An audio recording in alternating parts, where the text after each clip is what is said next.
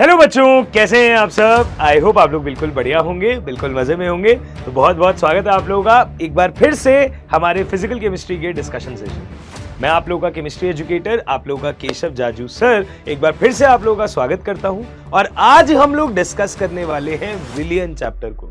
12वीं class physical chemistry का पहला चैप्टर। हम क्वेश्चंस और फॉर्मूला के थ्रू पूरा चैप्टर गो थ्रू करेंगे।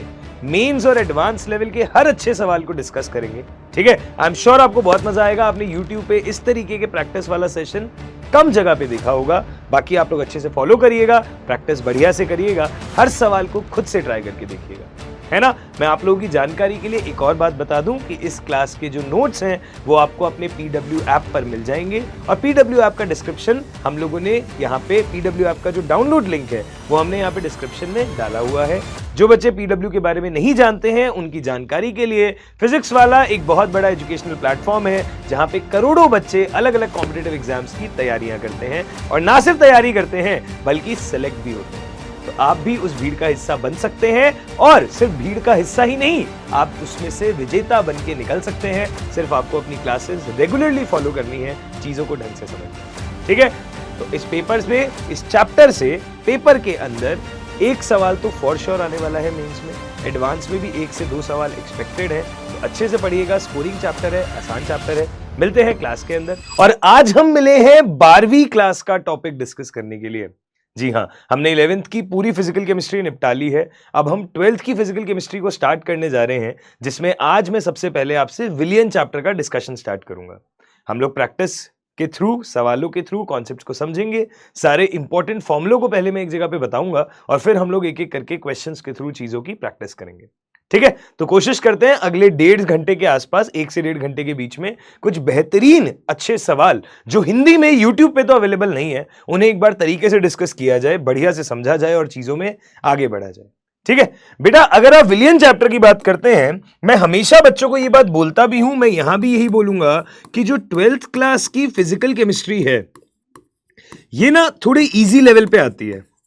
जो 12th क्लास की फिजिकल केमिस्ट्री है ये थोड़े इजी लेवल पे आती है।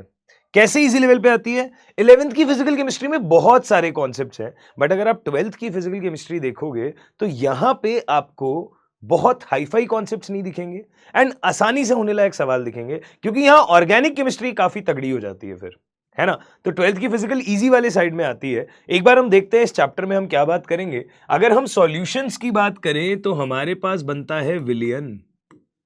हमारे पास क्या बनता है? विलियन।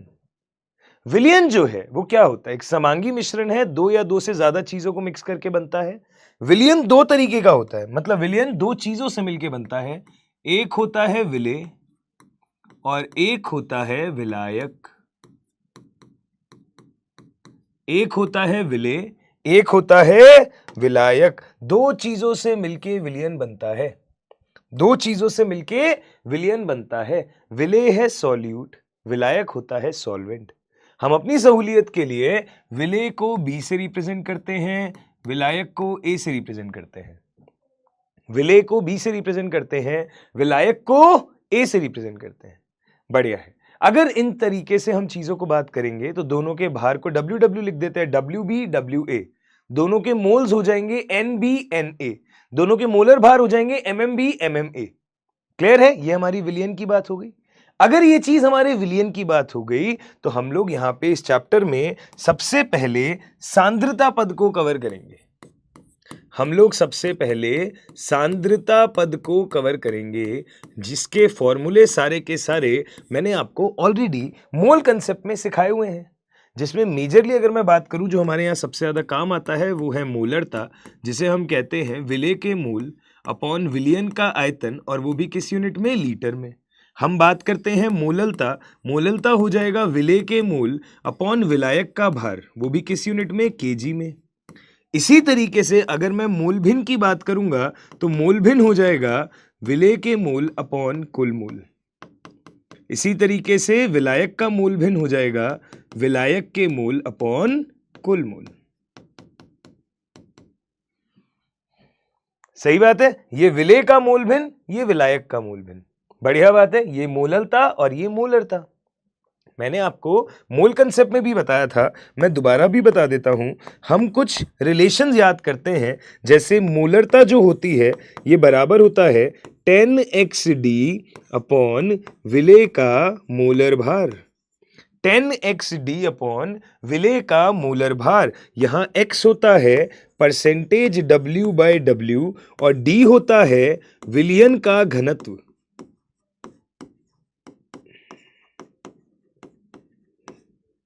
x होता है परसेंटेज W/W, d होता है विलयन का घनत्व और ये हो जाता है विलेय का मोलर भार।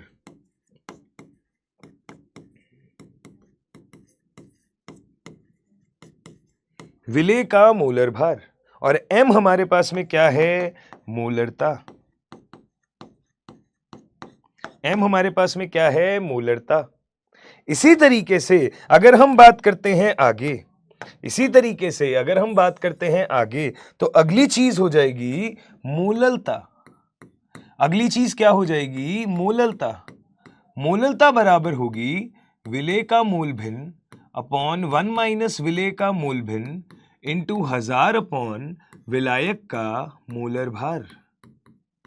विलेय का मूल भिन्न अपॉन 1 माइनस विलेय का मूल भिन्न इंटू 1000 अपॉन विलायक का मोलर भार। यहां पे हम बोलेंगे m हो जाएगी मोललता, m हो जाएगी मोललता, ये हो जाएगा विलेय का मूल भिन्न और ये हो जाएगा विलायक का मोलर भार।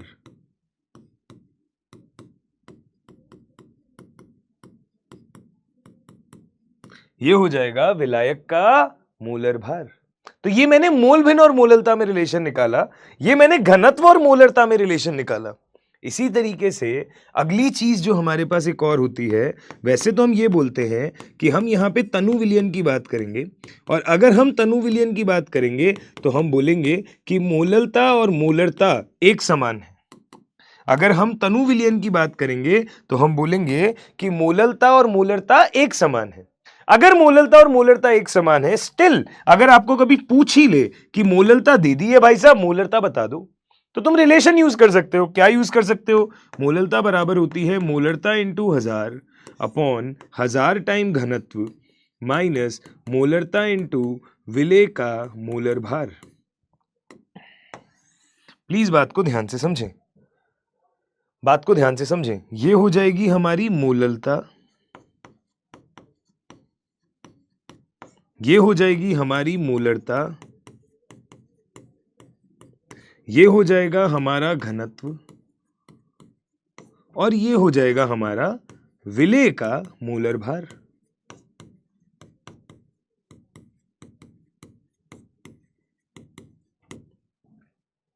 ठीक बात है। तो ये कुछ सांद्रता पदों के इंपॉर्टेंट फॉर्मूले हैं जो हमारे काम आ सकते हैं। एक एक करके हम इन पे चीजें करेंगे। अगर मैं आपसे विलयन की बातें करूं तो बेटा विलयन के कई प्रकार होते हैं। वैसे तो विलयन होता है 9 प्रकार का, पर हम बोलते हैं कि ओवरऑल जो विलयन है वो हमारे पास 3 तरह के हो सकते हैं। ओवरऑल जो विलयन है वो हमारे पास 3 तरह के हो सकते हैं। कौन कौन से होते हैं? हम बोलेंगे एक होता है गैस प्लस गैस का विलयन,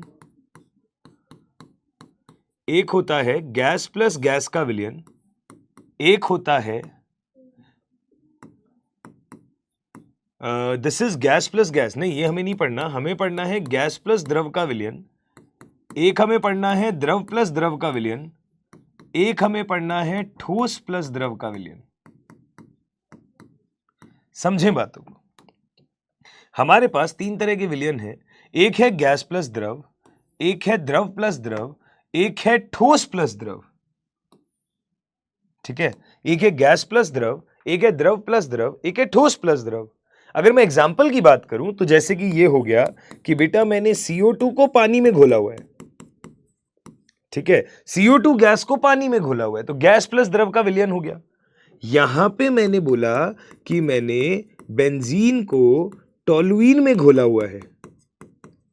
ठीक है, और यहां का एग्जाम्पल मैंने ले लिया कि मैंने शुगर को जल में घोला हुआ है या नमक को जल में घोला हुआ है।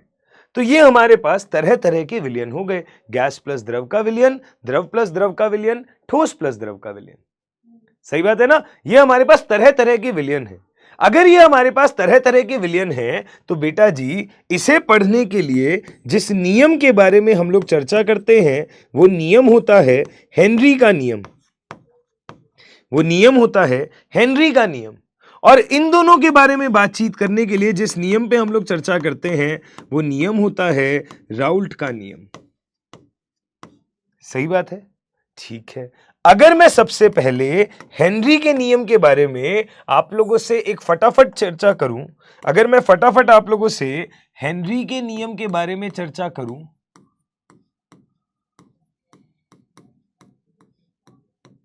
तो क्या होता है हेनरी का नियम? समझें बात को। तो हेनरी का नियम होता है कि गैस प्लस द्रव का जो विलयन है उसमें जो गैस का दाब है, उसमें जो गैस का आंशिक दाब है वो बराबर हो जाता है हेनरी का नियतांक इनटू गैस का द्रव में मोल भिन्न। हेनरी का नियतांक इनटू गैस का द्रव में मोल भिन्न। हेनरी नियतांक इनटू गैस का द्रव में मोल भिन्न। हमें यह चीज पता है कि अगर गैस प्लस द्रव का विलयन है तो हम ये बोल देंगे कि गैस का मोल भिन्न प्लस द्रव का मोल भिन्न जो है इसका सम हो जाएगा 1।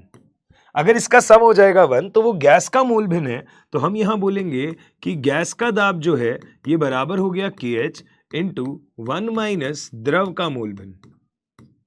समझे बात? तो ये चीज हो जाएगी माइनस KH इंटू द्रव का मोल भिन्न प्लस KH, ये चीज बराबर हो जाएगी गैस के आंशिक दाब के। ये चीज बराबर हो जाएगी गैस के आंशिक दाब के। ऊपर वाला रिलेशन नीचे वाला रिलेशन। सही बात है? बढ़िया भाई। अगर ये हेनरी का नियम है, ये आपको समझ में आता है, तो इसके बारे में हम लोग डिटेल में चर्चा करते ही हैं। जब इस पे चर्चा हो जाती है तो उसके बाद में आता है अगला नियम। अगला नियम हम बात करते हैं द्रव प्लस द्रव के लिए। तो हम बोलेंगे कि द्रव प्लस द्रव के लिए हमारे पास जो नियम है वो कौन सा है? द्रव प्लस द्रव के लिए जो हमारे पास नियम है वो कौन सा है? ये है राउल्ट का नियम। और यहां पे जो हाईलाइट है वो क्या होता है? यहां पे जो हाईलाइट है वो क्या होता है? हाईलाइट है कि बेटा जी अगर दो द्रव हैं, दोनों ही वाष्पशील हैं, तो दोनों का अपना अपना वाष्प दाब होगा। वाष्प दाब आपको पता होगा, है ना? इसी तरीके से यहां जब बात करते हैं गैस को द्रव में मिला रहे हैं तो उसके बारे में चर्चा हो रही है। यहां दो द्रवों को मिला रहे हैं तो दोनों वाष्पशील होंगे, दोनों का शुद्ध अवस्था में कुछ कुछ वाष्प दाब होगा। तो अगर मैं पूरे विलयन की बात करूंगा तो हम बोलेंगे कि विलयन का जो वाष्प दाब है ये बराबर होगा XAPA0 plus XBPB0। XAPA0 plus XBPB0। अगर XAPA0 प्लस XBPB0 होता है तो हम यहां पे ये बोलते हैं कि PA0 हो गया विलय का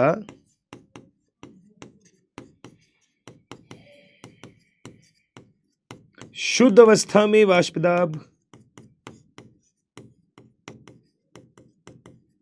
शुद्ध अवस्था मतलब जब बीकर में खाली A मौजूद है। इसी तरह PB0 हो जाएगा विलायक का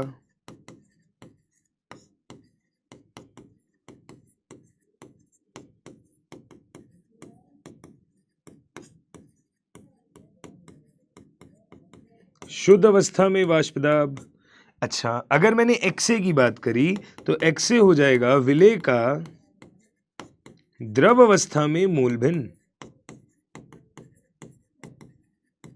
विलय का द्रव अवस्था में मोल भिन्न। और ऐसे ही XB हो जाएगा विलायक का द्रव अवस्था में मोल भिन्न।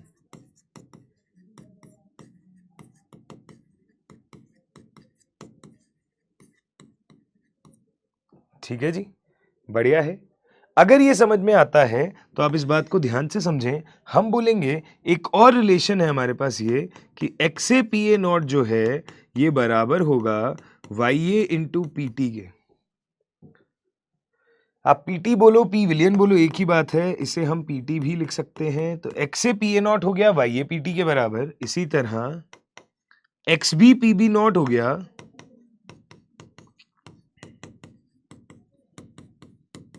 Y B into P T के बराबर, X A P A naught हो गया वाई ए पी टी के बराबर, X B P B naught हो गया वाई बी पी टी के बराबर।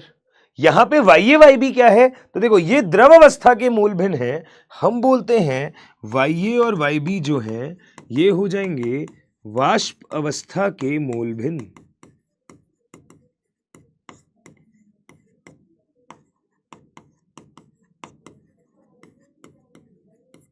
वाई ए वाई बी हो जाएंगे वाष्प अवस्था के मूल भिन्न। अब आप समझे, हम कह सकते हैं एक्स ए प्लस एक्स बी भी 1 के बराबर है, वाई ए प्लस वाई बी भी 1 के बराबर है क्योंकि मूल भिन्न है ना। पीटी मतलब विलयन का वाष्प दाब और P A naught P B naught शुद्ध अवस्था के वाष्प दाब। अगर ये चीज भी समझ में आती है तो बेटा राउल्ट का नियम पढ़ने के बाद इसके ग्राफ्स आते हैं जो हमने पढ़े हुए हैं, मैं उनके बारे में तो चर्चा नहीं ला रहा, पर हम ये कहते हैं कि राउल्ट के नियम के आधार पर विलयन को दो तरीके से वर्गीकृत किया जाता है। राउल्ट के नियम के आधार पर आपको पता होगा विलयन को दो तरीके से वर्गीकृत किया जाता है। अब वर्गीकृत कैसे किया जाता है समझने की कोशिश करो। हम बोलते हैं एक होता है आदर्श विलयन, एक होता है दोस्त अनादर्श विलयन। समझे मेरी बात को, एक होता है आदर्श विलयन, आइडियल सॉल्यूशन कहते हैं इसे, एक होता है अनादर्श विलयन, नॉन आइडियल सॉल्यूशन कहते हैं इसे। आदर्श विलयन कौन सा होता है, हम बोलते हैं ऐसा विलयन जो हर समय हर सांद्रता पर राउल्ट नियम का पालन करे, जो हर समय हर सांद्रता पर राउल्ट के नियम का पालन करे। जबकि यहां पे हम बोलेंगे कि अनादर्श विलयन आपके वो हैं जो कभी भी राउल्ट के नियम का पालन नहीं करते। यहां पे विलयन का वाष्प दाब या तो राउल्ट वाली वैल्यू से ज्यादा होता है या फिर राउल्ट वाली वैल्यू से कम होता है। विलयन का जो वाष्प दाब है या तो वो राउल्ट वाली वैल्यू से ज्यादा होता है या फिर वो राउल्ट वाली वैल्यू से कम होता है। विलयन का जो वाष्प दाब है वो या तो राउल्ट वाली वैल्यू से ज्यादा होता है या राउल्ट वाली वैल्यू से कम होता है। अगर ये राउल्ट वाली वैल्यू से ज्यादा या कम होता है तो ज्यादा वाला केस हमने क्या बोल दिया, हमने बोल दिया धनात्मक विचलन या धनात्मक विरचन। इसी तरह ये हो जाएगा ऋणात्मक विरचन।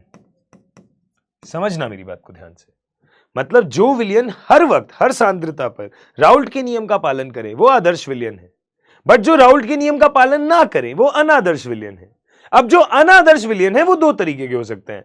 अगर वाष्प दाब राउल्ट वाले से ज्यादा है तो वो धनात्मक विरचन कहलाएगा, अगर वाष्प दाब राउल्ट वाले से कम है तो वो ऋणात्मक विरचन कहलाएगा। ऋणात्मक विरचन मतलब कुल वाष्प दाब कम है और धनात्मक मतलब कुल वाष्प दाब ज्यादा है। इसके एग्जाम्पल्स होते हैं जो आपको ध्यान रखने होते हैं, है ना, जैसे एथेनॉल वाटर हो गया, यहाँ पे क्लोरोफॉर्म एसीटोन हो गया, एसिड प्लस वाटर हो गया ऋणात्मक में। इसी के हिसाब से हम एक और चीज भी पढ़ते हैं, और एक और चीज जो होती है, इनकी बहुत सारी प्रॉपर्टीज होती हैं। आप बोलते हो डेल्टा वी मिक्सिंग पॉजिटिव होता है, डेल्टा एच मिक्सिंग पॉजिटिव होता है, यहाँ डेल्टा वी मिक्सिंग नेगेटिव होता है, डेल्टा एच मिक्सिंग नेगेटिव होता है, वहां डेल्टा वी मिक्सिंग जीरो है, डेल्टा एच मिक्सिंग भी जीरो है। हर केस में डेल्टा एच मिक्सिंग ज्यादा है और डेल्टा जी मिक्सिंग ऋणात्मक है क्योंकि स्वतः प्रक्रम है। इन्हीं के आधार पे हम एक और चीज देखते हैं जिसे कहते हैं स्थिर क्वाथी।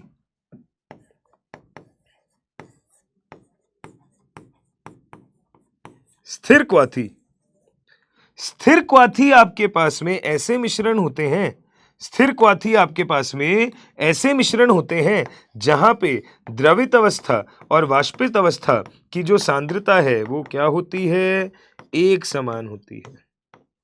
द्रवित अवस्था और वाष्पित अवस्था की जो सांद्रता है वो एक समान होती है।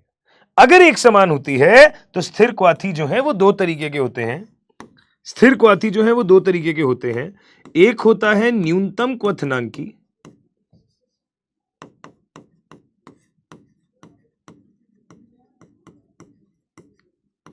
एक होता है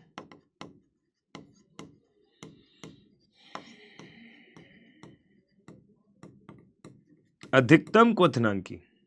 ठीक है, एक होता है न्यूनतम क्वथनांकी, एक होता है अधिकतम क्वथनांकी। न्यूनतम क्वथनांकी मिनिमम बॉइलिंग, मतलब ऐसे मिश्रण जिनका क्वथनांक बिंदु जो है वो विलेय और विलायक दोनों के क्वथनांकों से कम आता है।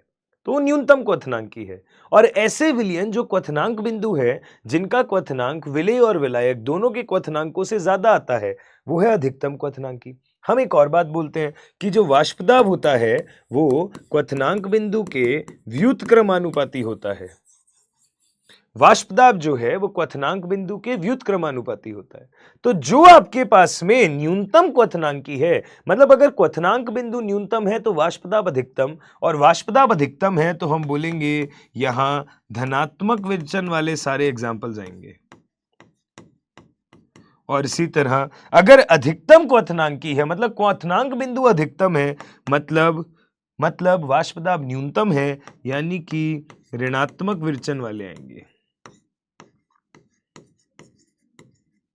राइट, ठीक है, बढ़िया है, सारे एग्जाम्पल्स आ जाएंगे, अच्छी बात है। स्थिर क्वाथी की ये बात भी आपको पता होगी कि अगर एक बार कोई मिश्रण स्थिर क्वाथी मिश्रण बन गया, अगर एक बार कोई मिश्रण स्थिर क्वाथी मिश्रण बन गया तो फिर उसे अलग नहीं किया जा सकता। ये बात का एहसास सबको है, बढ़िया। अगर ये चीज सबको क्लियर है तो बेटा इस पे तो सवाल आते ही हैं। इसके बाद हम जाते हैं इस चैप्टर के अगले पड़ाव पे, और अगला पड़ाव हमें बताता है अणु संख्या गुणधर्म के बारे में। अगला पड़ाव हमें बताता है अणु संख्या गुणधर्म के बारे में। अब ये अणु संख्या गुणधर्म क्या है? तो आपको पता है सारे ऐसे गुणधर्म जो केवल विलेय की मात्रा पर निर्भर करें, केवल विलेय के अमाउंट पर निर्भर करें, केवल विलेय की संख्या पर निर्भर करें, ये क्या कहलाते हैं? अणु संख्या गुणधर्म कहलाते हैं। अगर वो अणु संख्या गुणधर्म कहलाते हैं तो इसमें एक एक करके सबकी बात करते हैं। पहला हो जाएगा वाष्पदाब का आपेक्षिक अवनमन।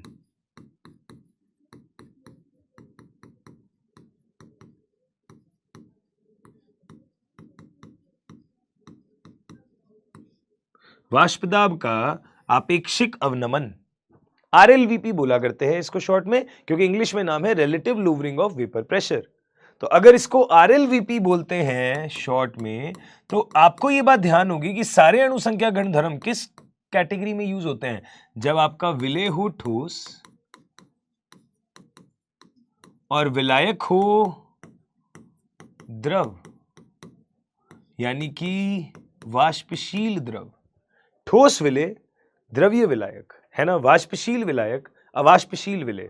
अगर विलेय अवाष्पशील है तो वाष्पदाब उसकी तरफ से कोई लगेगा नहीं, सिर्फ विलायक की वजह से लगेगा। तो नेट जो विलयन का वाष्पदाब है वो थोड़ा कम हो जाएगा अपेक्षा से, क्योंकि विलेय की वजह से तो कोई कंट्रीब्यूशन ही नहीं है। तो हम बोलेंगे यहां पे फॉर्मूला क्या आ जाएगा? हम बोलेंगे पी नॉट ए का मतलब विलायक, माइनस पी एस यानी कि विलयन का वाष्पदाब, अपॉन पी नॉट ए। ये चीज किसके बराबर है? विलेय के मोल भिन्न के बराबर है। यानी कि इस चीज को हम क्या कह सकते हैं? विलेय के मोल अपॉन टोटल मोल। इसी को पढ़ने की एक और ट्रिक मैंने बताई थी, जिसे हम कहते हैं P not a minus P S upon, हम यहां पे अगर पी एस लिख देंगे तो ये हो जाएंगे विलेय के मोल अपॉन विलायक के मोल, विलेय के मोल अपॉन विलायक के मोल। समझ में आई क्या बात? क्लियर है क्या? ये चीज हो जाएगी क्या? ये हमारा आरएलवीपी हो गया, ये हमारा आरएलवीपी हो गया। इसी तरीके से अगर मैंने सेकंड पॉइंट बोला तो सेकंड पॉइंट हो जाएगा क्वथनांक का उन्नयन।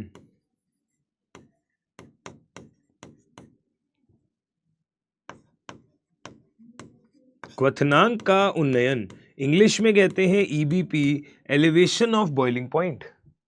अगर मैं एलिवेशन ऑफ बॉइलिंग पॉइंट बोलता हूं तो क्वथनांक का उन्नयन क्या हो गया कि जब अवाष्पशील विलेय में विलायक घोला जाता है तो वाष्पदाब में कमी आती है और क्वथनांक में वृद्धि। अगर क्वथनांक में वृद्धि आती है तो हम बोलते हैं delta Tb is equal to K b into M.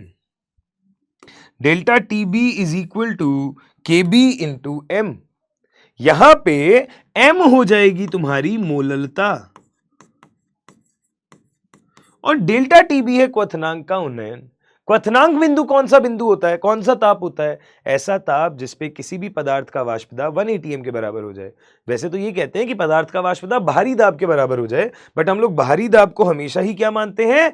1 atm मानते हैं। तो अगर डेल्टा टीबी केबी इंटू एम के बराबर है तो यहां पे डेल्टा टीबी किसके बराबर हो जाएगा? विलयन का क्वथनांक बिंदु माइनस विलायक का क्वथनांक बिंदु। और इसी तरह जो Kb है उसका मान विलायक पर निर्भर करता है, जैसे जैसे विलायक चेंज होगा Kb का मान भी चेंज होता जाएगा। अच्छी बात है। इसी तरह से अगला है हिमांक का अवनमन।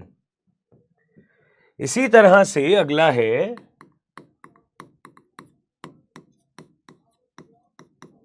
हिमांक का अवनमन।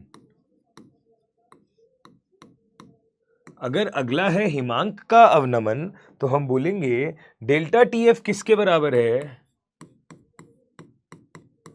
KF इंटू एम, जहां पे m है मोललता, KF है अवनमन स्थिरांक और डेल्टा TF हो जाता है विलायक का हिमांक बिंदु माइनस विलयन का हिमांक बिंदु। विलायक का हिमांक बिंदु माइनस विलयन का हिमांक बिंदु। ये हो गया delta TF is equal to KF into M. इसी तरीके से फोर्थ पॉइंट होता है, चौथा अणुसंख्या गुणधर्म है परासरण दाब। और जब हम परासरण दाब की बात करें, बट उससे पहले एक बार हिमांक बिंदु अगर रिवाइज करना चाहें तो हिमांक बिंदु हम क्या बोल देते हैं? हम बोल देते हैं हिमांक बिंदु ऐसा ताप होता है जिसपे किसी पदार्थ की ठोस अवस्था और उसकी द्रवित अवस्था के वाष्प दाब क्या हो जाते हैं? सेम हो जाते हैं। राइट? अगर ये सारी बातें क्लियर है तो आखिरी है परासरण दाब। परासरण दाब का सूत्र हो जाता है CRT, जहां C होती है मोलरता, R होता है गैस नियतांक और T होता है ताप केल्विन में। ये चीज हम इस चीज के बराबर भी लिखते हैं HDG। ये चीज हम इसके बराबर भी लिखते हैं HDG, जहां पे H हो जाती है हाइट, जितना वो मरकरी कॉलम की हाइट होगी, D हो जाता है घनत्व और G हो जाता है गुरुत्वाकर्षण की वजह से लगने वाला त्वरण। ठीक है, ये चीज भी क्लियर है, ये एक तरीके का दाब है। जब ये चारों अणुसंख्या गुणधर्म आपको समझ में आए तो ये जब बात थी जब आपका विलेय कैसा था? अनआयनित। जब आपका विलेय कैसा था? अनआयनित। अब यदि आप आयनित विलेय लेंगे तो आयनित विलेय अगर आप लेते हैं, यदि हम आयनिक ठोस विलेय ले लें और उसमें विलायक मिला दें, आप आयनिक ठोस विलेय ले लें और उसमें विलायक मिला दें, तो उसकी वजह से ये जो आयनिक ठोस विलेय है ये दो तरीके के काम करता है। या तो करता है वियोजन या करता है संगुणन। या तो करता है वियोजन या करता है संगुणन। वियोजन मतलब आयनों में टूट जाना, तो आई का जो मान है वो 1 से ज्यादा है। संगुणन का मतलब है जुड़ जाना, 2 या 3 चीजें मिलके एक बन जाएं, तो आई का मान है 1 से कम। तो हम बोलते हैं वियोजन के केस में जो आई है ये बराबर होता है 1 + n-1 अल्फा, और संगुणन के केस में जो आई है ये बराबर होता है 1 + 1/n-1 अल्फा। है ना? ये आई हो गया 1 + n-1 अल्फा और ये हो जाएगा 1 + 1/n-1 अल्फा, क्योंकि ये संगुणन कितनी चीजों का हो रहा है वो है, ये वियोजन कितनी चीजों का हो रहा है वो है। ये प्रतिशत वियोजन है, ये प्रतिशत संगुणन है ना? ये आई की बातें हैं। अगर ये आई की बातें हैं तो हम एक एक करके सारे फॉर्मूलों में अब इसको शामिल करते हैं, क्योंकि आई का फैक्टर हर आयनिक केस में लेना ही पड़ता है। कहीं अल्फा दिया जाता है तो एज इट इज रखते हैं, अगर अल्फा नहीं दिया, सपोज करो हमें अल्फा नहीं दिया, तो हमने बोला यदि अल्फा 1 है तो उस केस में आई यहां n के बराबर हो जाएगा, और अगर यहां अल्फा 1 है तो आई आपका 1/n के बराबर हो जाएगा। यहां आई n के बराबर, जितनी चीजों में टूटेगा वही वांट ऑफ गुणक है, यहां जितनों में संगुणित होगा वही वांट ऑफ गुणक है।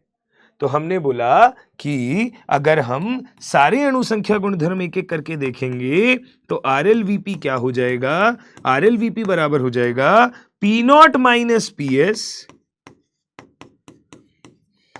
Upon P0। ये चीज बराबर है I इंटू विलेय के मोल, क्योंकि विलेय के मोलों में चेंज है, अपॉन विलायक के मोल प्लस I इंटू विलेय के मोल। ये हो गया RLVP। जैसे RLVP हो गया, अगला आएगा EBP।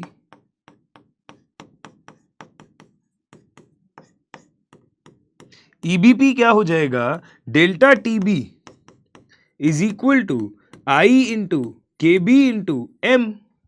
इसी तरह जो DFP है,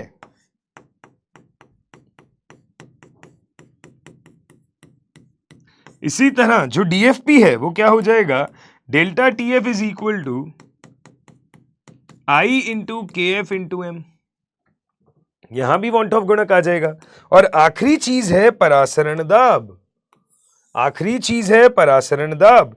परासरण दाब क्या हो जाता है, जो पाई का मान है वो क्या हो जाता है, ये बराबर हो जाता है i into c into r into t. तो ये आई जो है ये हम हर जगह पे शामिल रखेंगे और इसे कैलकुलेशंस में यूज भी किया करेंगे। ये चीज इंपॉर्टेंट है जाननी हमारे लिए। अगर ये चीज हमारे लिए जाननी इंपॉर्टेंट है तो अब मुझे लगता है बहुत देर हो गई है, हमें सवालों की तरफ जाना चाहिए। मैंने पूरे चैप्टर का फॉर्मूला वाइज समरी आपको बता दी है। अब इन्हीं को यूज कर करके हम अलग अलग तरह के सवाल करेंगे। तो अगर मैं सबसे पहले एक आसान सवाल से शुरू करना चाहूं आज की कहानी को, तो आज की कहानी शुरू करते हैं मेरे हिसाब से इस सवाल से। नहीं, इसको अभी करेंगे थोड़ी देर में। पहले ये वाला सवाल कर लीजिए, थोड़ा आसान लगता है मुझे। ये वाला देखिए, तो पढ़ें सवाल को प्लीज और फिर ट्राई करते हैं। प्लीज सवाल को पढ़ें आराम से, फिर हम लोग ट्राई करते हैं। देखो तो ध्यान से।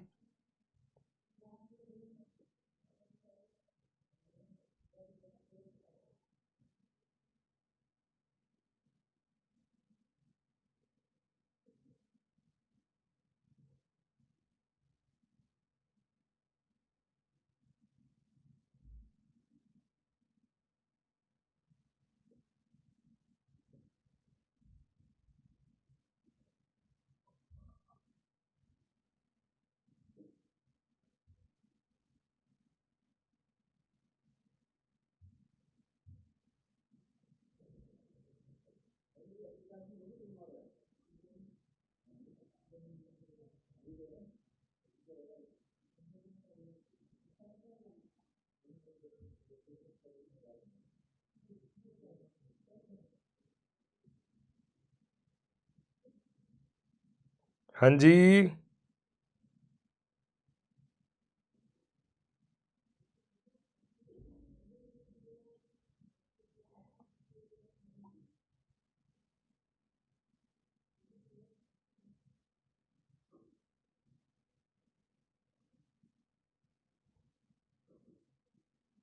यस।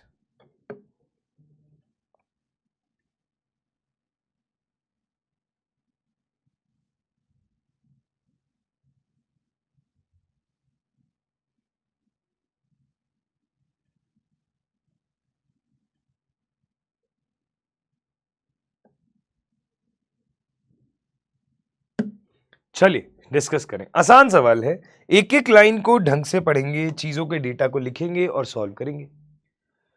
25 डिग्री सेल्सियस ताप पर द्रव ए तथा द्रव बी सभी संघटनों पर आदर्श विलयन बनाते हैं। आदर्श विलयन बनाते हैं मतलब राउल्ट नियम का पालन करते हैं। ऐसे दो विलयन जिनमें ए का मोल अंश 0.25 तथा 0.5 है, मतलब एक विलयन ऐसा जिसमें एक्सए है 0.25, एक विलयन ऐसा जिसमें एक्सए है 0.5। अब बेटा आपको ये बात पता है ना कि एक्सए प्लस एक्स बी 1 होता है, तो अगर एक्सए 0.25 है तो एक्स बी हो गया 0.75, और यहां अगर एक्सए 0.5 है तो एक्स बी भी हो गया 0.75। अच्छा, का कुल वाष्प दाब हमें दिया हुआ है, तो यहां विलयन का कुल वाष्प दाब हो गया 0.3 बार, और यहां इस केस में विलयन का कुल वाष्प दाब हो गया 0.4 बार। तो हमें बताना है शुद्ध द्रव बी का वाष्प दाब। मतलब अगर मुझे पी नॉट बी बताना हो यहां और यहां, मतलब ओवरऑल पी नॉट बी बताना है, ओवरऑल क्या होगा, ये मेरा सवाल है। अगर ये मेरा सवाल है तो अब हम क्या करें। तो बेटा देखो, मुझे पता है कि राउल्ट का नियम ये कहता है कि P S is equal to X A P A naught plus X B P B naught. P S हमारा किसके बराबर होता है, X A P A naught plus X B P B naught. अगर हमारा पी एस इस चीज के बराबर है तो आप ध्यान से बात को समझो। इस स्थिति में पी एस हो गया 0.3, ये बराबर है एक्स ए हो गया 0.25 into P A naught plus 0.75 into P B naught. ये पहली इक्वेशन हो गई। इसी तरह अगर मैं दूसरी इक्वेशन लिखता हूं तो ये हो जाएगी 0.4 is equal to 0.5 into P A naught plus 0.5 into P B naught. Right, please देखें ध्यान से, कोई दिक्कत है तो बताएं। अगर ये दोनों चीजें क्लियर हैं तो दोनों इक्वेशंस को सॉल्व करना है अपने को, तो बस हो जाएगा काम। तो मैंने बोला एक काम करते हैं, इस ऊपर वाली इक्वेशन को 2 से गुणा कर देते हैं। अगर 2 से गुणा कर देते हैं तो ये ऊपर वाली इक्वेशन हो गई 0.6 is equal to 0.5 P A naught plus 0.5 P B naught, नहीं सॉरी 1.5 पी बी नॉट। अब मैंने दोनों को आपस में क्या किया, इसे माना सेकंड इक्वेशन, इसे माना फर्स्ट इक्वेशन, मैंने दोनों को आपस में घटा दिया। अगर मैंने 2 - 1 कर दिया तो 0.6 - 0.4 हो जाएगा 0.2, 0.5 - 0.5 हो जाएगा 0, 1.5 - 0.5 हो जाएगा पी बी नॉट। तो यहां से पी बी नॉट कितना निकल करके आ गया 0.2। प्लीज देखें ध्यान से, पी बी नॉट कितना निकल करके आ गया 0.2 और क्वेश्चन सॉल्व। यूनिट आपकी बार है तो आपने यहां लगा दी बार यूनिट, पी बी नॉट आ गया 0.2 बार। सही बात है ना? बहुत बढ़िया, बहुत उम्दा, ठीक है साहब। चलिए, अगर ये समझ में आता है तो अगले सवाल की तरफ चला जाए। अगला सवाल क्या कह रहा है, ध्यान से देखना। अगला सवाल है ये वाला, प्लीज गौर से देखने की कोशिश करें कि सवाल अपने को कह क्या रहा है।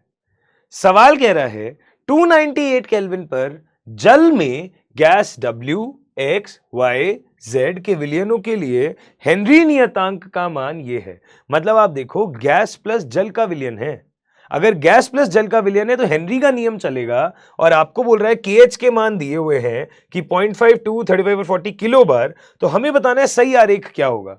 यहां आंशिक दाब है, यहां जल का मूल भिन्न है, द्रव का मूल भिन्न है। आप बात को समझने की कोशिश करें। हम बोलेंगे कि जो गैस का आंशिक दाब है ये बराबर हो जाएगा KH इंटू गैस का मोल भिन्न, पर मुझे तो जल का मोल भिन्न चाहिए। तो इसलिए मैंने तुमको एक और इक्वेशन बताई थी कि इसी चीज को ये भी तो लिख सकते हैं, KH इंटू 1 माइनस जल का मोल भिन्न। अगर 1 माइनस जल का मोल भिन्न हुआ तो हम बोलेंगे कि गैस का जो दाब है ये बराबर हो जाएगा माइनस KH इंटू जल का मोल भिन्न प्लस KH। अगर ये चीज होती है तो आप समझने की कोशिश करना। हम बोलेंगे ये है y एक्सिस, ये है mx और ये है अंतःखंड। तो यहां से समझ में आ रहा होगा कि ढाल है माइनस KH। ढाल क्या है माइनस KH, तो वो तो दिख ही रहा है कि ऋणात्मक ढाल है तो ग्राफ की शेप नीचे होगी। अब जिसका KH सबसे कम होगा वो सबसे नीचे, जिसका KH सबसे ज्यादा होगा वो सबसे ऊपर। तो बेटा जी W के लिए वैल्यू 0.5 है, X के लिए 2 है, Y के लिए 35 है और Z के लिए 40 है। यानी कि यहां KH सबसे ज्यादा और यहां KH सबसे कम। यानी कि साफ साफ दिखाई दे रहा है कि आंसर आएगा ए ऑप्शन। आंसर सही कौन सा आएगा? A option. सही बात है, आंसर सही कौन सा आएगा? A option. आप देखो ना, सबसे कम सबसे ज्यादा की तरफ जा रहे हैं।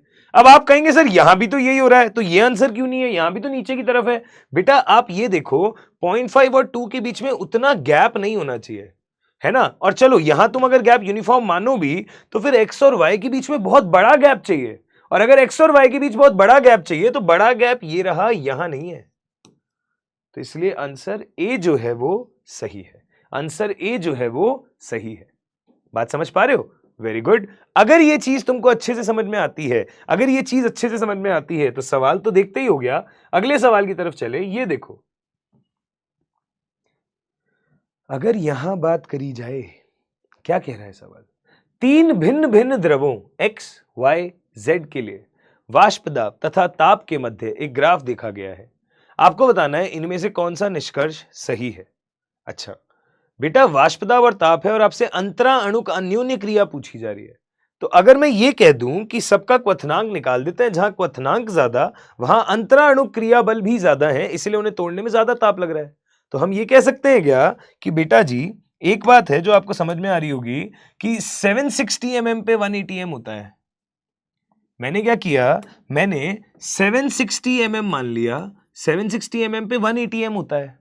यानी कि उस पे ये जो ताप है, उस पे ये जो ताप है और ये जो ताप है, ये क्या हो जाएंगे? अपने अपने क्वथनांक बिंदु हो जाएंगे।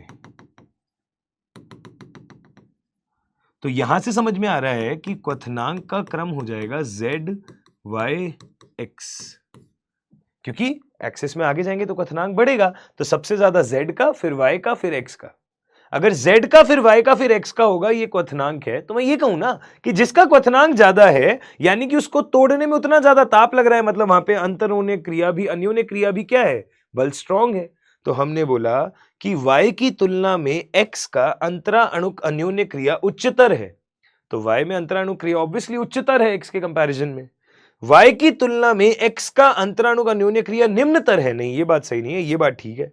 अच्छा, y की तुलना में z का अंतरा अणुक अन्योन्य क्रिया निम्नतर है, y की तुलना में z जो है, y की तुलना में z जो है उसकी अंतरा अणुक अन्योन्य क्रिया निम्नतर है, नहीं z की उच्चतर है, फिर y की है, फिर x की है, तो y की तुलना में x उच्चतर है, a बिल्कुल सही है। अगर a बिल्कुल सही है तो ठीक है, y की तुलना में x निम्नतर है, ये गलत है क्योंकि ऊपर वाला सही है, और y की तुलना में z जो है वो निम्नतर है, y की तुलना में z का अंतरा अणुक अन्योन्य क्रिया निम्नतर है, नहीं y की तुलना में z का और ज्यादा उच्चतर है, तो केवल ये आंसर सही है, केवल ये सही है। समझ पा रहे हो, केवल पहला कथन जो है वो हमारा ठीक है, बाकी नहीं है। समझ पा रहे हैं क्या? निम्न निष्कर्ष निकाले गए में सही निष्कर्ष कौन सा है? हमने बोला y की तुलना में x का अंतराणुक अन्योन्य क्रिया निम्नतर है, y की तुलना में x का अंतराणुक अन्योन्य क्रिया निम्नतर है। हाँ, y की तुलना में x का निम्नतर है, ये बात सही है।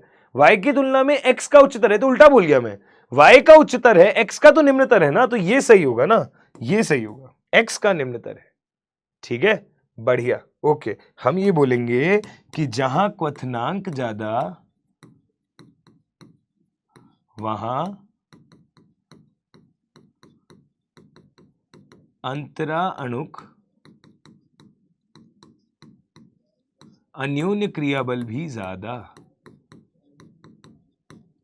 राइट? जहां क्वथनांक ज्यादा वहां अंतरा अणुक अन्योन्य क्रिया बल भी ज्यादा। सही बात है जी, बढ़िया बात है, ओके।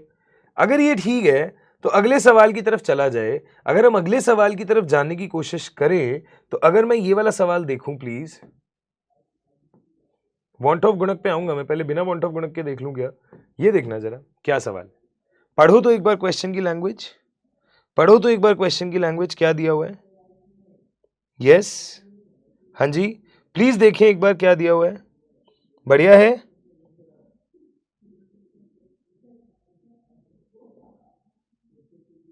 ओके, सुनना ध्यान से। क्वेश्चन कह रहा है 0.2 मोलल यूरिया विलियन के 50 ml को 250 ml विलियन जिसमें 0.06 ग्राम यूरिया है से मिश्रित किया है। दोनों विलियनों को बनाने में अगर एक ही विलायक का प्रयोग हुआ है तो 300 केल्विन ताप पर विलियन का परासरण दाब क्या होगा? बेटा, अगर विलियन का परासरण दाब बताना है तो परासरण दाब हो जाएगा सांद्रता इंटू गैस नियतांक इंटू ताप, सांद्रता इंटू गैस नियतांक इंटू ताप।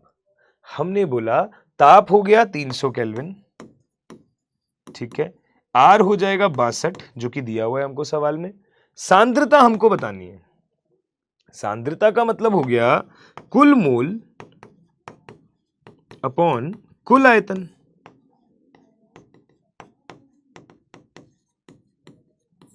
कुल मोल अपॉन कुल आयतन। अब अगर कुल मोल अपॉन कुल आयतन देखना है तो बेटा हमें ये बात पता है कि वैसे तो हमें घनत्व दिया हुआ है 1.012, बट लगभग अगर 1 माना जाए तो हमें पता है कि मोललता और मोलरता को हम इस चैप्टर में सेम मान सकते हैं।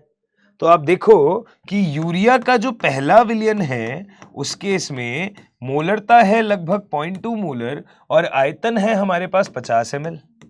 इसी तरह जो यूरिया का दूसरा विलियन है उसमें मोलरता है नहीं, उसमें 0.06 ग्राम यूरिया है और आयतन है 250 ml। अगर ऐसा है तो आप देखें यहां से आपके जो मिलीमोल हैं वो क्या आएंगे, मोलरता इंटू आयतन से आ जाएंगे। मोलरता इंटू आयतन यानी कि 0.2 इंटू 50, तो हम यहां पे इसको हटा के 10 लिखेंगे तो 2 पंजे 10, ये हो गया 10 मिलीमोल। पर अगर मैं नीचे वाले केस में बात करूं तो हमारे पास में मोल हो जाएंगे कितना, दिया गया भार अपॉन मोलर भार डिवाइडेड बाय, ये आ गए मोल, है ना, ये मोल आ गए, मोल आ गए आपके 6/60 इंटू 100, तो ये कटेगा 10 गुना, ये हो जाएगा 10 की घात -3 मोल, ये भी हो जाएगा 10 इंटू 10 की घात -3 मोल। तो समझे बात, ऊपर आएगा 10 की घात -2 मोल, नीचे आएगा 10 की घात माइनस 3 मोल, तो कुल मोल कितने हो जाएंगे? 10 की घात माइनस 2 प्लस 10 की घात माइनस 3, यानी कि 10 की घात अगर माइनस 2 कॉमन हो गया तो ये हो जाएगा तो ये हो जाएगा 1.1 इंटू 10 की घात माइनस 2, ये हो जाएंगे मोल।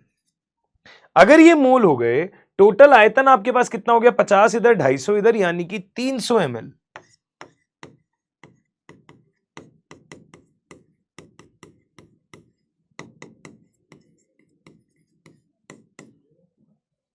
समझे बात को ध्यान से। कुल मोलरता कितनी हो जाएगी? कुल मोलरता कितनी हो जाएगी? कुल मोल हो गए 1.1 इंटू 10 की घात माइनस 2 अपॉन कुल आयतन हो गया 300 ml, और इसे लीटर में कन्वर्ट करने के लिए हो गया ये 2 0 से 2 0 कट गए, तो 1.1 इंटू 10 की घात minus 2 into 10 divided by 3 solve करेंगे तो ये हो जाएगा ऐसे।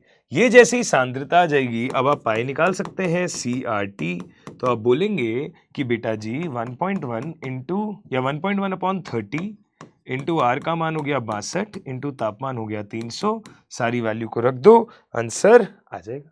सारी वैल्यू को रख दो, आंसर आ जाएगा। बढ़िया है ना? ठीक है जी, अच्छी बात है। ओके, अगर हमने ये करा तो हमारा क्वेश्चन सॉल्व हो जाएगा और इससे सॉल्व करके आंसर आ भी जाएगा, कोई प्रॉब्लम नहीं है। आइए अगले सवाल की तरफ चला जाए। अगला सवाल क्या कह रहा है? अगला सवाल है ये वाला। अब वांट ऑफ गुणक आ ही गया फाइनली पिक्चर में। अगर वांट ऑफ गुणक को ले ही आए हम फाइनली पिक्चर में, तो समझने की कोशिश करें। एक आयनिक लवण के 0.1 मोल को 1.8 केजी जल में 35 डिग्री सेल्सियस पर विलीन करके एक जलीय विलयन बनाया गया। तो मेरे पास लवण के मोल है, मेरे पास विलायक का भार है, ठीक है, जलीय विलयन बनाया है। यह लवण विलयन में 90% वियोजित रहता है। ये जो लवण है ये विलयन में 90% वियोजित रहता है, मतलब अल्फा 0.9 है। यदि विलयन का वाष्प दाब है 59.724, जल का वाष्प दाब 35 डिग्री सेल्सियस पर है ये, तो आयनीय लवण के एक सूत्र में उपस्थित कुल आयनों की संख्या कितनी होगी? मतलब n का मान कितना होगा? n का मान कितना होगा? तो आप समझने की कोशिश करें। हमें दिया हुआ क्या क्या है? हमने बोला विलेय के मोल है 0.1, विलेय के मोल है 0.1, विलायक का भार है 1.8 केजी। हमारे पास एक लवण जो है उसमें 90% वियोजन है, अल्फा इज 0.9, विलयन का वाष्प दाब है 59.724 mmHg। अच्छा, हमारे पास विलायक का वाष्प दाब है 60 mmHg। अच्छा, आयनीय लवण के एक सूत्र मात्रक में उपस्थित आयनों की संख्या मुझे बताना है n कितना होगा। तो समझे बात को ध्यान से। क्यों ना हम पहले एक काम करें, हम यहां पे ये बोल सकते हैं ना कि P not minus PS upon P not जो है वो किसके बराबर होता है? I इंटू विलेय के मूल अपॉन विलायक के मूल प्लस I इंटू विलेय के मूल। ये हो गया। अगर ये चीज है तो आप इस साइड वैल्यू पुट कर सकते हैं 60 माइनस 59.724 डिवाइडेड बाय 60। ये चीज किसके बराबर है? I इंटू विलेय के मोल, विलेय के मोल है 0.1 अपॉन विलायक के मोल कितने हो गए? 1.8 kg है, तो ग्राम में कन्वर्ट करेंगे, divided by 18 plus I into विलेय के मोल। अगर आप यहां से बेटा सॉल्व करने की कोशिश करोगे ना, तो यहां से तुम निकाल लोगे I, यहां से तुम क्या निकाल लोगे? I का मान। जैसे ही I का मान आ जाएगा, अब हम सबको पता है कि वियोजन के लिए I का सूत्र होता है 1 प्लस n माइनस 1 अल्फा, और हमें क्या निकालना है? जो भी I आएगा 1 प्लस n हमें निकालना ही है, इंटू अल्फा है 0.9। यहां से हम सॉल्व करके n पता कर सकते हैं क्या? I का मान पुट करके इसमें सॉल्व करके n का मान निकाल सकते हैं क्या? इजीली निकाल सकते हैं। अगर इजीली निकाल सकते हैं तो काम बन जाएगा, है ना? काम बन जाएगा, बात खत्म।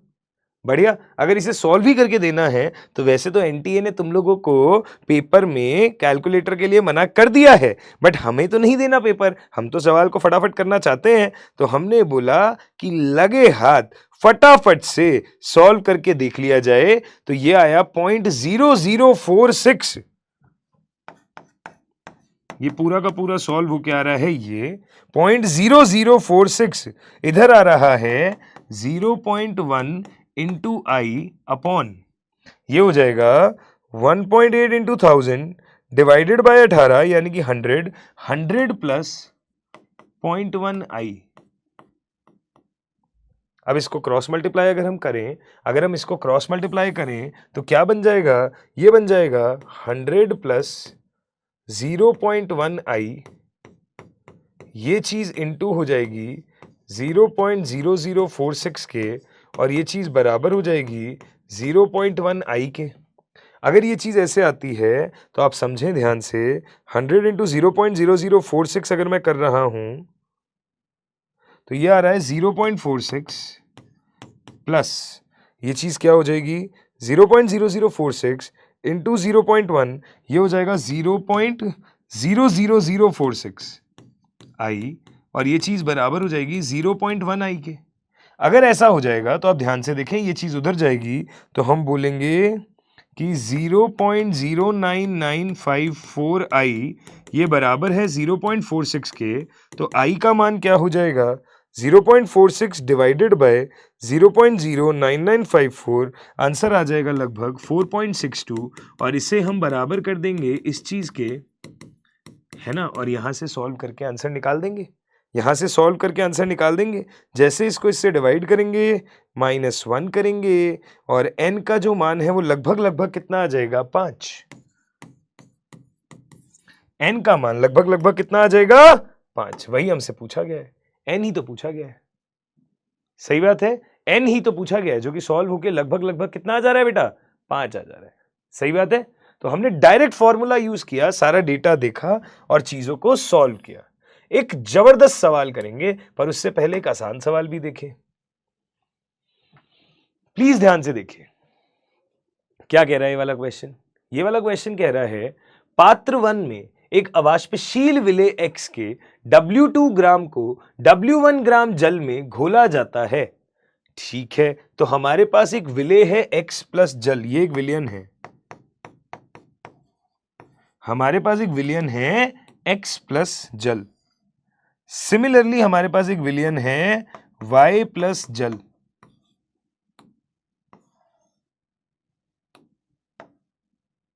अगर हमारे पास ये दो चीजें हैं तो हमने बोला यहां पे W2 ग्राम को W1 ग्राम जल में घुला।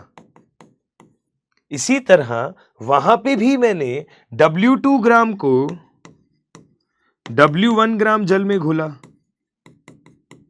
है ना। बढ़िया बात है, ठीक है। दोनों पात्रों के तापमान और दाब समान है। X का मोलर मास Y के मोलर मास का 80% है। X का जो मोलर मास है वो Y के मोलर मास का 80% है।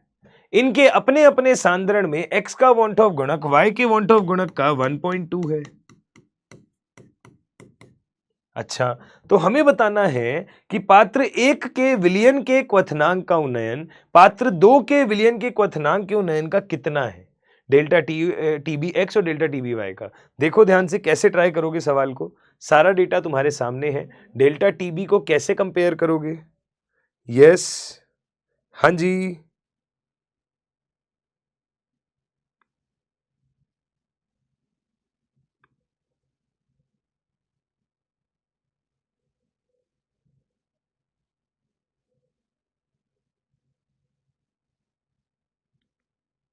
हाँ जी। अब आप एक बात देखो, अगर विलयन के क्वथनांक का उन्नयन देखना है तो मैंने बोला डेल्टा टीबी अगर x का देखा जाए तो बराबर होगा आई एक्स इंटू के बी इंटू मोललता। तो आई एक्स इंटू के बी इंटू मोललता अगर करना है तो हमने बोला कि आई एक्स इंटू के बी इंटू मोललता क्या हो जाएगी, विलेय के मोल यानी कि W2 by molar mass of X upon विलायक का भार यानी कि W1, और उसको अगर केजी में लिखना है तो बाय 1000। सही है ना? अगर ये चीज है तो आप ध्यान से देखें, ये चीज किसके बराबर है? Ix है 1.2 टाइम्स IY के, 1.2 times IY into KB into W2 upon X का मोलर भार क्या हो जाएगा? 0.8 Y का मोलर भार इंटू W1 और ऊपर मल्टीप्लाई हो गया 1000। सही है, ये चीज हो गई। इसी तरह अगर मैं डेल्टा TBY की बात करता हूं, किसके बराबर हो जाएगा? IY into KB into Y की मोललता यानी कि Y के मोल अपॉन मोलर भार किसका? मोलर भार किसका? ये विलय के मोल हो गए अपॉन मोलर, अपॉन भार किसका? जल का, है ना? अपॉन भार किसका? जल का, दैट इज W1 बाय 1000। ये चीज हो गई। तो हम बोलेंगे ये चीज सॉल्व क्या आएगी? IY into KB into W2 into 1000 divided by Y का मोलर भार इंटू W1। ये हो गया डेल्टा TBY का। अब आप समझने की कोशिश करें जरा, हमें बोला जा रहा है कि पात्र 1 के विलयन के क्वथनांक का उन्नयन पात्र 2 के क्वथनांक के उन्नयन का कितना % है? तो delta TB2 minus delta TB1 upon delta TB1 into 100, ये करना चाह रहा हूं मैं। तो 2 माइनस 1 करेंगे अगर हम, तो ये हो जाएगा IY into KB into W2 into 1000 divided by MMY into W1 minus ये क्या हो जाएगा? X वाला, ये हो जाएगा 1.2 IY into KB into W2 into 1000 divided by X का मोलर भार, नहीं 0.8 इंटू Y का मोलर भार इंटू W1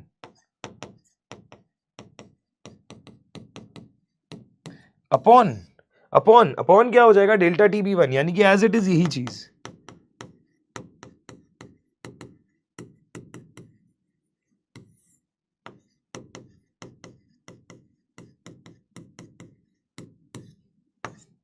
इंटू 100। अब कॉमन चीजों को काट देंगे, कॉमन चीजों को काट देंगे। अगर काट देंगे तो देखना IY KB W2 1000, IY KB W2 1000, IY KB W2 1000, ठीक है। Molar mass by W1, molar mass by W1, molar mass by W1। अगर ये चीज होती है तो ये नेगेटिव में भी आएगा तो हम समझ जाएंगे हमने उल्टा लिखा होगा, वो तो एक ही बात है। तो ये चीज आएगी 1 minus 1.2 by 0.8 divided by 1.2 by 0.8 into 100। Solve कर देंगे, आंसर निकाल देंगे। सही बात है, सॉल्व कर देंगे, आंसर निकाल देंगे। हम इसका मैग्नीट्यूड निकालेंगे और हमारा आंसर आ जाएगा, है ना? बढ़िया, ठीक है जी। अगर ये चीज आ जाएगी, ये चीज भी सॉल्व हो जाएगी। आगे बढ़ते हैं। अगर आगे बढ़ते हैं तो अगले सवाल पे चलते हैं। ये सवाल देखिए, ये सवाल देखिए कैसे करेंगे। अच्छा सवाल है ये वाला। अभी मैंने आपको परासरण दाब का सूत्र बताया था ना, H रो G वाला, उसी पे अप्लाई होगा। पढ़ना एक बार क्वेश्चन को, पढ़ना एक बार जरा सवाल को। यस,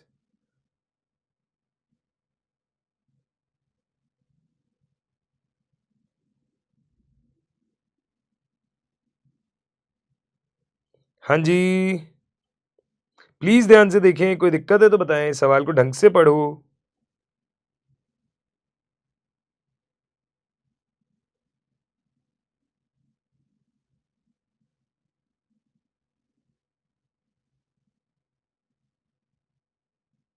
यस, बताओ भाई, चमका गया? ट्राई किया गया? चलिए आइए आगे बात करते हैं। इस सवाल को कैसे करना है उसको डिस्कस करते हैं। ध्यान से देखते हैं चीजों को, प्लीज गौर से देखिएगा। इजीली हो जाएगा ये क्वेश्चन। क्या है इस सवाल में, आपको समझ में आएगा। हाँ जी, ठीक है जी, करके देखें। बढ़िया, ओके। अगर इस सवाल को देखते हैं तो सवाल के अंदर एक बेसिक सी बात है कि 300 केल्विन पर एक बृहद अणु का आदर्श तनु विलयन परासरण दाब डालता है, जो विलयन का घनत्व है ऊंचाई h के पद में व्यक्त किया जाता है, जहां h का मान 2 सेंटीमीटर है। तो हमने बोला तापमान है 300 केल्विन H का मान है 2 सेंटीमीटर, ठीक है। विलयन का घनत्व है 1 ग्राम पर ml, ठीक है। H का मान 2 सेंटीमीटर है। यदि बृहद अणु के तनु विलयन की सांद्रता 2 ग्राम प्रति डेसीमीटर क्यूब है, तो बृहद अणु के मोलर द्रव्यमान का परिकलन करना है, जो कि है x इंटू 10 की घात 4। मुझे x बताना है, r का मान दिया हुआ है, गुरुत्वाकर्षण दिया हुआ है। बेटा आपको एक बात समझ में आती है कि मुझे मोलर भार निकालना है और मुझे हाइट दी है, तो अगर परासरण दाब की बातें हैं तो मैं ये बात तो समझ ही सकता हूं कि CRT किसके बराबर होता है, H रो G। CRT किसके बराबर होता है, H रो G।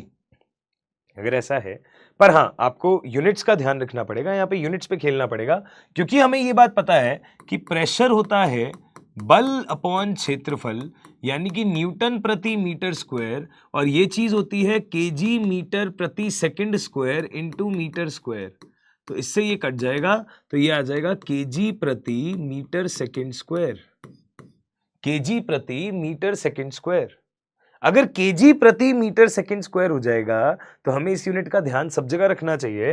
तो पहले एच रो जी में रखते हैं, तो एच है कितना, 2 सेंटीमीटर, तो ये हो जाएगा 2 इंटू 10 की घात -2 इंटू घनत्व हो जाएगा 1 ग्राम प्रति सेंटीमीटर क्यूब, तो 1 इंटू 10 की घात -3 अपॉन सेंटीमीटर क्यूब का मतलब है मीटर क्यूब, यानी कि 10 की घात -2 का क्यूब, क्योंकि 1 सेंटीमीटर इज 10 की घात -2 मीटर, क्योंकि 1 मीटर इज 10 की घात 2 सेंटीमीटर, इंटू जी हो जाएगा 10।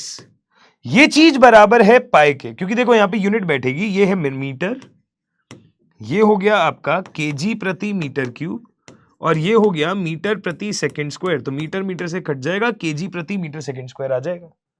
और यहां पे हम पाई लिखेंगे, तो सांद्रता के लिए भी लिखेंगे 2 इंटू 10 की घात -3, ये हमने केजी में कन्वर्ट किया, अपॉन मोलर भार से डिवाइड किया, तो ये आ गया मोल प्रति लीटर, क्योंकि डेसीमीटर क्यूब लीटर होता है। आर को आपने 8.3 जूल प्रति केल्विन प्रति मोल यूज करने की कोशिश करी है, ठीक है। और तापमान आपका कितना है, 300 केल्विन। अगर आप यूज कर रहे हो आर को यहाँ पे 1/12, तो ये एटीएम लीटर वगैरह में आता है, बट हमें आंसर क्योंकि केजी वगैरह की यूनिट में चाहिए था, तो हमें 8.3 यूज करना पड़ेगा, इंटू तापमान है 300। यहां से जब आप पूरा का पूरा सॉल्व करेंगे तो आपका मोलर भार निकल करके आएगा, उसे x इंटू 10 की घात 4 से इक्वेट करेंगे तो x निकल करके आएगा, इक्वेट करेंगे तो x निकल करके आएगा। समझ में आती है बात, है ना जी, क्लियर है, बढ़िया, ठीक है, बढ़िया बढ़िया बढ़िया। तो यहां से हम ये कर लेंगे, पर हाँ यहाँ यूनिट को देखना बहुत जरूरी था, यूनिट का ही सारा खेल था, अदरवाइज तो सवाल इजी है ना। बढ़िया है जी, बढ़िया है, बहुत अच्छी बात है, बहुत अच्छी बात है। अगले सवाल की तरफ आते हैं। ये देखो तो बड़ा आसान सवाल, ये देखना तो बड़ा आसान सवाल, कैसे करोगे इस क्वेश्चन को। MgCl2 का 80 मोल प्रतिशत जलीय विलयन में वियोजित होता है, अल्फा का मान है 80%, जलीय विलयन में वियोजित होता है, यानी कि MgCl2 जो है ये आपका वियोजित होगा Mg+2 प्लस 2Cl- और अल्फा है 0.8। 38 डिग्री सेल्सियस पर 1 मोलल, ये है 1 मोलल, 1 मोलल MgCl2 विलयन का वाष्पदाब कितना है, विलयन का वाष्पदाब हमें बताना है, विलयन का वाष्पदाब हमें बताना है। जल का वाष्पदाब है 50, P0 है। तो हमें ये बात पता है कि अगर हमें यहाँ पे वाष्पदाब की बात करनी है तो हमें फॉर्मूला तो भैया ये लगाना पड़ेगा,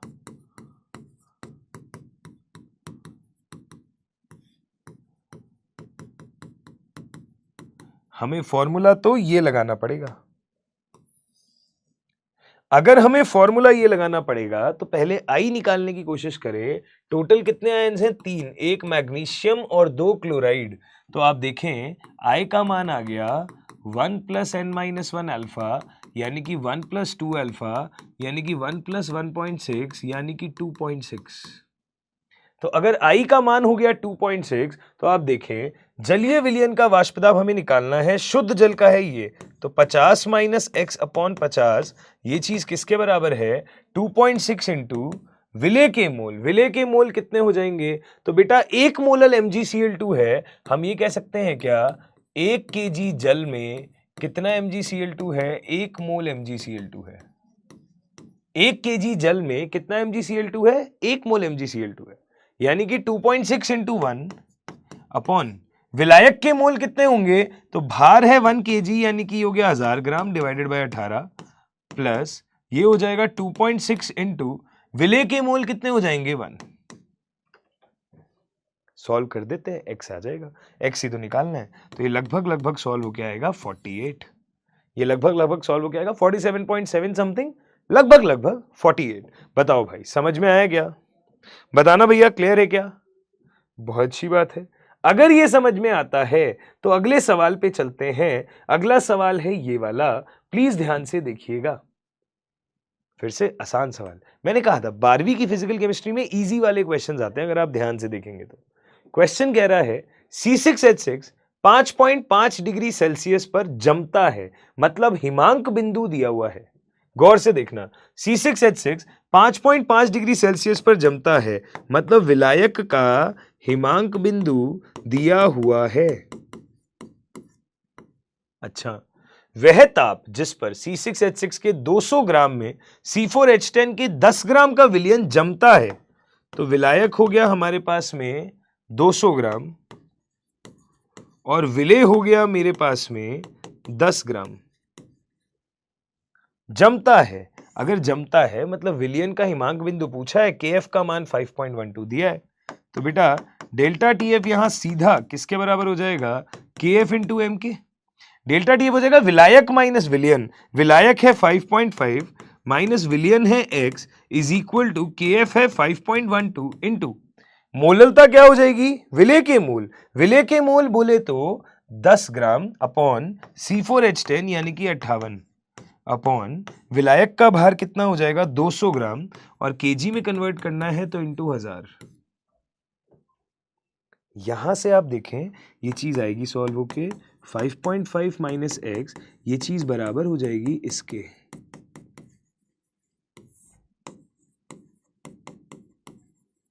यहां से आप सॉल्व करेंगे तो x आ जाएगा सॉल्व होके, और वही तो हमको निकालना है। हमें x ही तो निकालना है, प्लीज देखिए ध्यान से। मैं सॉल्व नहीं कर रहा हूं, एक्सप्रेशन बना के छोड़ा है ताकि आपको वैल्यूज पुट करनी आ जाए। फॉर्मूले तो एक जैसे ही है ना। चलिए अगला सवाल देखते हैं। अगला सवाल है ये वाला। क्या कह रहा है ये क्वेश्चन? ध्यान से देखें, इंटीजर टाइप सवाल है, ऑप्शन वाला नहीं है। पढ़ना जरा, मैं पानी पीता हूं फिर आगे बात करते हैं।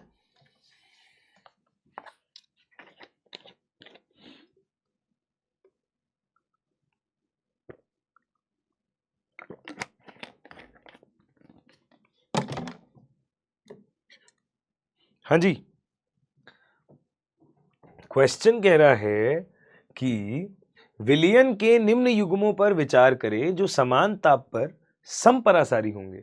विलयन के युग्मों की संख्या क्या? इनमें से कितने विलयन ऐसे हैं जो समपरासारी होंगे?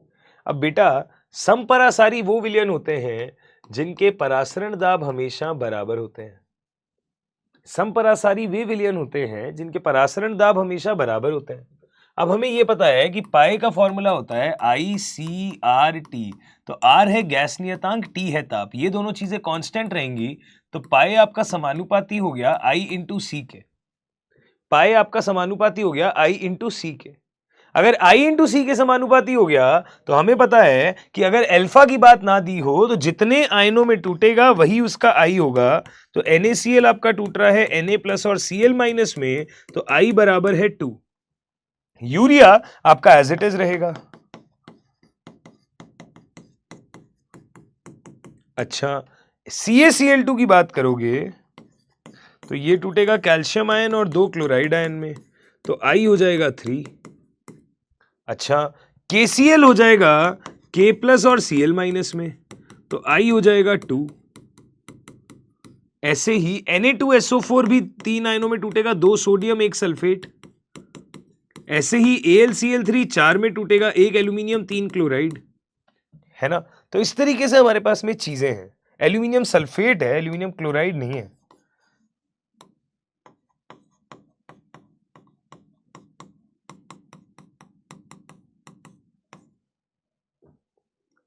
तो हमें बोलना है समपरासारी।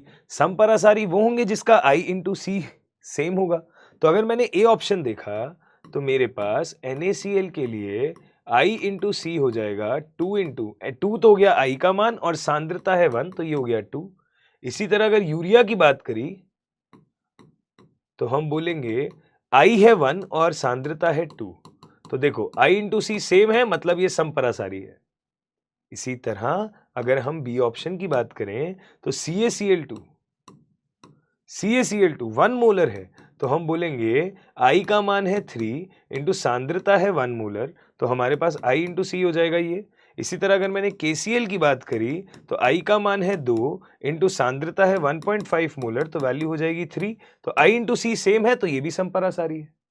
इसी तरह अगर मैंने सी ऑप्शन की बात करी तो AlCl3 की अगर मैं बात कर रहा हूं तो 1.5 मोलर है, तो 1.5 तो सांद्रता हो गई, I हो गया 4, वैल्यू हो गई 2।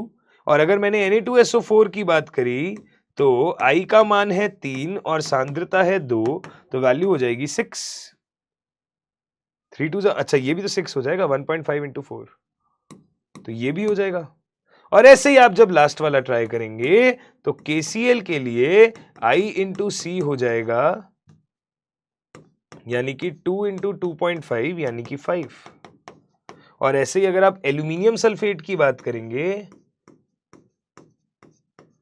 तो हम बोलेंगे I हो गया 5 इंटू सांद्रता हो गई 1, तो ये वैल्यू भी हो जाएगी 5। तो हम बोलेंगे चारों के चारों समपरासारी हैं, क्योंकि सभी के लिए I इंटू सी का जो मान है वो क्या है, सेम है। यानी कि ऐसे कितने विलयन है जो समपरासारी हैं, 4। ऐसे कितने विलयन है दोस्त यहां जो समपरासारी हो रहे हैं, 4। समझ में आई बात, क्लियर है? बढ़िया। तो इस तरीके के सवाल हमने करके देखे। एक और सवाल की तरफ चलते हैं, एक और सवाल की तरफ हम चलते हैं। बहुत ही बेहतरीन सवाल कहेंगे हम उसको। ये देखिए, ये आया था जेईई एडवांस के पेपर में। इसका पहला पार्ट तो बड़ा आसान है, दूसरा पार्ट दिमाग लगाने लायक है। अगर आप गौर से देखें क्या है सवाल को पढ़ते हैं, पहले डेटा लिखते हैं सारा, ताकि हमें अप्लाई करना आ पाए। एक 0.1 मोलल सिल्वर नाइट्रेट विलयन में जल का क्वथनांक x है, तो हमने बोला AgNO3 में जल को मिलाया और हमारे पास क्वथनांक हो गया x। ठीक है, ये कितना है, 0.1 मोलल। ओके, इस विलयन में एक समान आयतन का 0.1 मोलल बेरियम क्लोराइड का जलीय विलयन हमने डाला। ठीक है, जिसका कुछ क्वथनांक बिंदु होता होगा TB डैश, जिसका कुछ क्वथनांक बिंदु होता होगा TB डैश। अब हमें कहा जा रहा है दोनों विलयनों में क्वथनांक का जो अंतर है वो है y/100। हमने बोला दोनों विलयनों में क्वथनांक का जो अंतर है वो हो जाएगा y/100। अगर हो जाएगा y/100 तो हमें बताना है कि पूर्णतः वियोजन होता है AgNO3 का, मतलब I का मान 2 है, Ag प्लस NO3 माइनस, और Kb का मान आपको 0.5 दिया हुआ है। शुद्ध जल का क्वथनांक 100 है, तो x क्या होगा और मॉड y क्या होगा।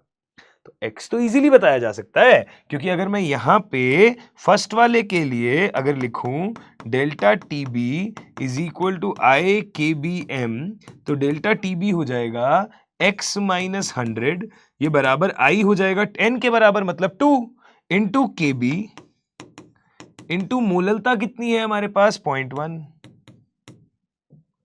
ये चीज है, ये है, तो 2 इंटू 0.5 हो गया 1, 1 इंटू 0.1 हो गया 0.1, तो x हो गया 100.1 डिग्री सेल्सियस।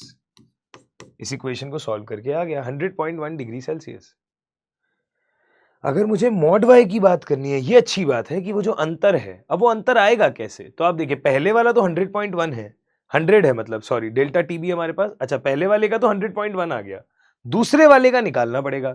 दूसरा वाला जब आएगा जब AgNO3 को BaCl2 के साथ मिलाया जाएगा, और अगर AgNO3 को बेटा BaCl2 के साथ मिलाया जाएगा तो आपको इस बात का एहसास होगा कि AgCl तो PPT बन के बैठ जाएगा और बेरियम नाइट्रेट बन जाएगा। और अगर मैं रिएक्शन को बैलेंस करने लगूं तो यहां 2 लगाना पड़ेगा, तब जाके यहां भी 2 आएगा, तो चीजें सारी बैलेंस हो जाएंगी। अब आप देखें, अगर दोनों के समान आयतन को मिक्स किया है तो मोलरता को मोलरता के समान मानते हुए मैंने बोला अगर इसके V आयतन को उसके V आयतन के साथ मिक्स किया तो यहां मोल है 0.1 V, यहां भी मोल है 0.1 V। मोलरता इंटू आयतन आपके मोल होते हैं। अब जब भी अभिकर्मक में एक से ज्यादा चीज के मोल पता हूं तो आपको सीमांत अभिकर्मक निकालना रहता है। अगर सीमांत अभिकर्मक निकालोगे तो 0.1 V by 2, 0.1 V by 1 कौन सीमांत अभिकर्मक होगा ये? अगर ये सीमांत अभिकर्मक होगा तो ये हो जाएगा LR। ये LR है तो ये हो जाएगा 0।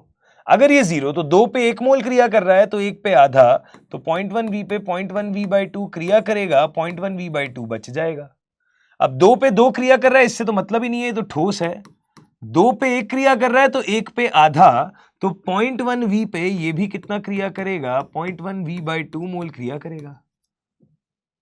अब ये भी आयनिक है, इसके लिए I का मान हो जाएगा 3, एक बेरियम आयन 2 क्लोराइड आयन, यहां भी I का मान हो जाएगा 3, एक बेरियम आयन 2 नाइट्रेट आयन।